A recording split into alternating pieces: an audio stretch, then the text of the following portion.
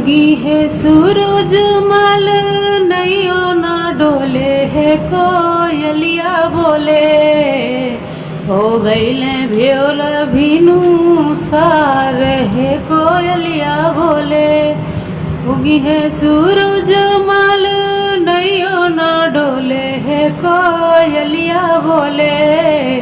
हो गईला भोर भीनू सार है कोयलिया बोले। 3 दिन के भूखल तिरिया बाटी जल बिच ठाढ़ हो। 3 दिन के भूखल तिरिया बाटी जल बिच ठाढ़ जी। हाथ में लेके कल सुप कल पे करें इंतजार हो। हाथ में कल सुप लेके कल पे करें इंतजार हो। होठवा झुराई गईले मुँह ना खोले रे कोयलिया बोले। होठवा झुराई गईले मुँह ना खुले रे कोयलिया बोले। हो गईले भोर भीनू सार रे कोयलिया बोले। रोज तरौआ जल्दी जागे दुनिया के जगाईला। रोज तरौआ जल्दी जागी दुनिया के जगाईला। आज त बदरी हाटत नइखे काहे देर लगाईला। आज त बदरी हाटत नइखे काहे देर लगाईला। ललकी किरनिया दिखाई गोल गोल रे कोयलिया बोले।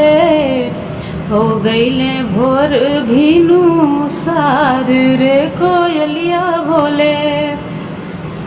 ललकी किरनिया दिखाई गोल गोल रे कोयलिया बोले। हो गईले भोर भीनू सार रे कोयलिया बोले। दर्शन देई है देव रथवा चढ़ के आईना। दर्शन देई है देव रथवा चढ़ के आईना।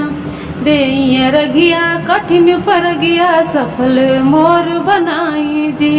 देई रघिया कठिन पर बिया सफल मोर बनाईना। हमहू कहिला हाथ जोड़ो भक्ति रस घोल रे कोयलिया बोले। हमहू कहिला मन से भक्ति रस घोल रे कोयलिया बोले। हो गईले भोर भीनू सार रे कोयलिया बोले।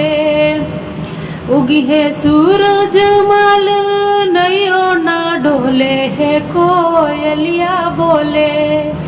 उगी है सूरज माल नैयो ना डोले है कोयलिया बोले। हो गईले भोर भीनू सार है कोयलिया बोले।